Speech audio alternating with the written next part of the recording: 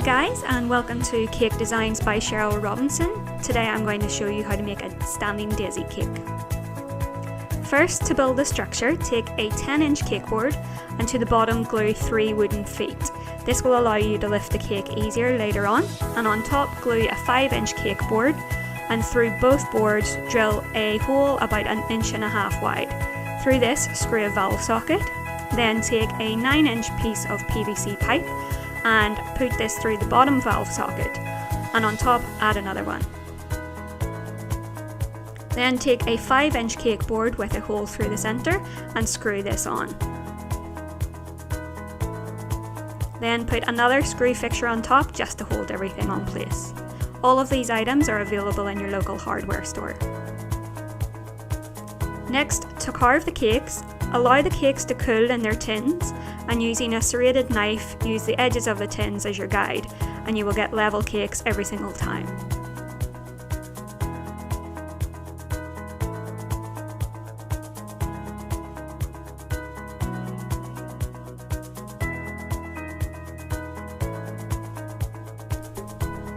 To ganache your cakes, it's best to make your ganache the night before to give it time to harden up, but you want your ganache to be the consistency of smooth peanut butter. Put a thin layer on your bottom board and then use your PVC pipe to put a hole through the cake. Now here I couldn't get the top valve socket off, so it caused my cake to crumble, but if you're making this cake then build this part onto the structure after. Then also my cake was quite fresh out of the oven, so it crumbled into the ganache. If this happens to you, just put your cake in the fridge for a few minutes and it should harden up. Put a layer of ganache between your dome cakes, and then take a 4-inch cake board and use this as your guide to mark off where this would sit on the cake. Then slice off the top piece of the dome cakes, put a layer of ganache on the cake and your board, and then rebuild this back on to make a complete dome.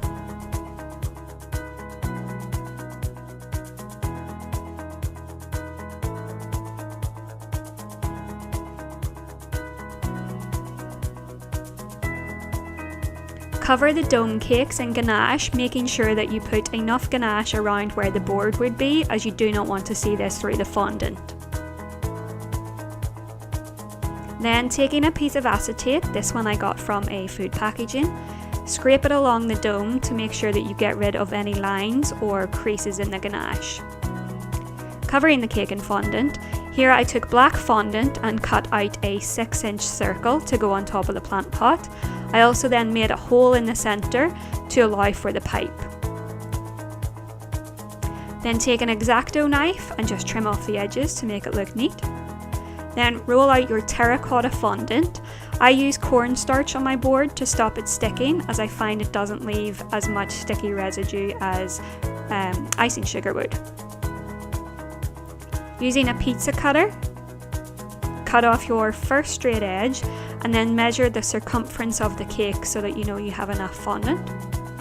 Here you can see I transferred it onto a cutting board, but mine actually wasn't long enough. So if you can use one in the future that's the perfect length, then all the better. I'm just using a long strip of Perspex here to give me the straight edges.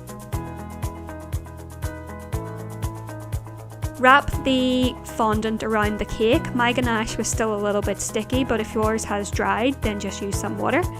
And here again, measure the circumference of the top of the cake and measure out a long sausage of fondant for the top of the plant pot trim.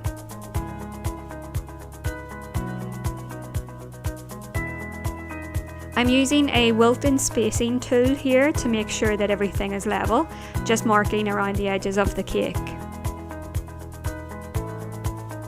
Then using the same tool, I am making a mark along the previously sausage shape of the terracotta fondant and making sure that I have 1 inch in height.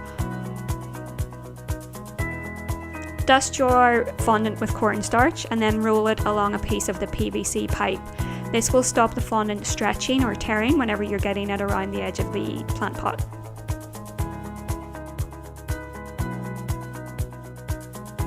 Paint on a thin layer of water to allow the fondant to stick, and just unroll the fondant around the top of the plant pot using the marks that you made previously as your guide. Don't worry if things are not very neat at this point, as we're going to make an edible soil later on to cover all the messy bits. Then just use the back of your fondant smoother or any flat edge and just neaten everything up.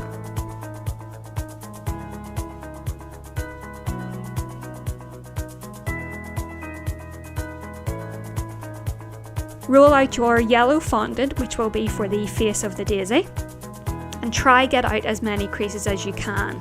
Now here you will have to work fast, just draping the fondant over the cake, as you do not want it to tear on your nicely rolled out fondant.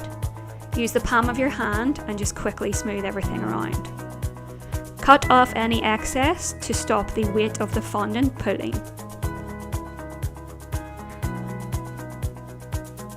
Bring everything in at the bottom, and again, don't worry about the joins, we're going to use the details of the cake to hide this later on. Measure and roll out a rectangle of green fondant and wrap this around the PVC pipe. If you can't get it to stick immediately, use sugar glue or water. For the finishing touches, you can't see very well here, but what I did was take 2 circles for the eyes. Then I took another circle of the yellow fondant, cut this in half and used this for the eyelids.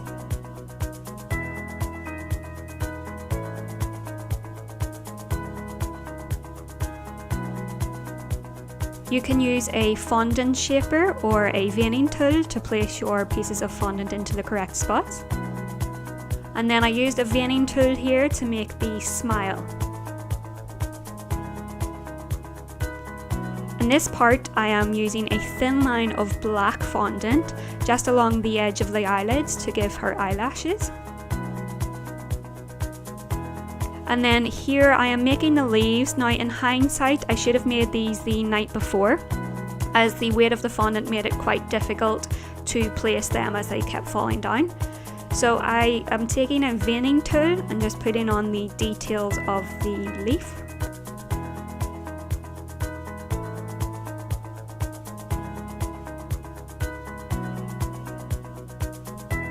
Do this on both sides.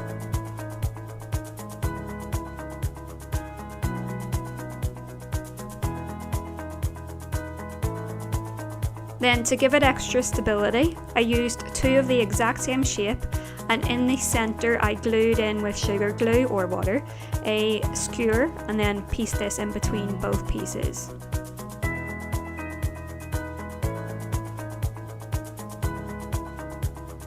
You can see now that there are a few wrinkles underneath the dome, and this is the point where I used the leaves to cover any unsightly bits. And here I'm also using some clean dish towels in order to place the leaves where I wanted them, and just using an empty fondant box to then prop these up. Again, if you could do this the night before, it would make everything a lot easier. For the petals, I took white fondant and made raindrop shapes and then just flattened them out in the palm of my hand. Take a cocktail stick with some sugar glue on the end and insert this into the raindrop. Then down the center with a veining tool, just make a line. Depending on how many that you want or how thick you want the layers of petals to be, depends on how many petals you will have to make. I think I ended up making about 50.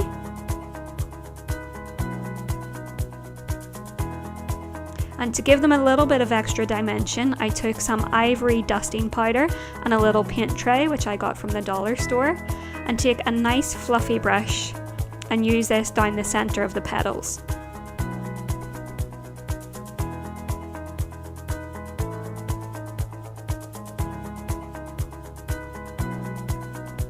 I also curved the petals over my rolling pins and PVC pipe just to give them a bit of shape, and then I took pink dusting powder just to give her a little bit of colour on her cheeks.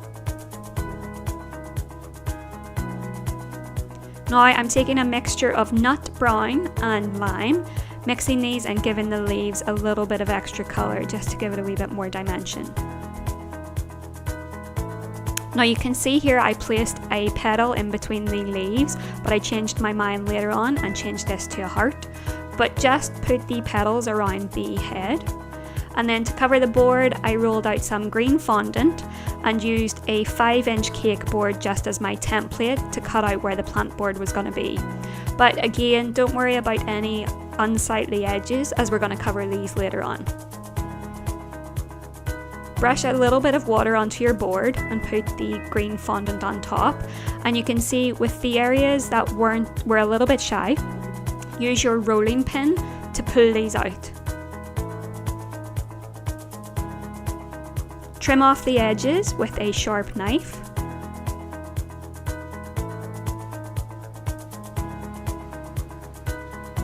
And here I'm using the same technique with little raindrop shapes to make grass blades that are going to go around the edge of the plant pot. I'm just attaching these with water. This is a bit time consuming, but it's worth it in the end.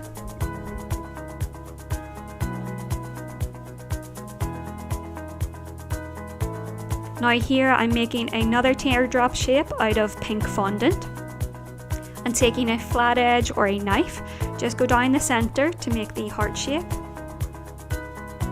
Now this bit is entirely optional, but I always think that a board looks better with a ribbon on it, so I'm just using double-sided sticky tape and putting a yellow ribbon around the edge just to make it look neater. Then take some Oreo cookies and on the inside, scrape out the inside of it and put the cookie shells into a Ziploc bag. Get rid of any air, seal up the bag and use a rolling pin to crush it down into soil texture. Now I just put mine on top of the dry fondant, but if you wanted to put a layer of melted chocolate on to allow it to stick, and then just spoon it on top of the plant pot.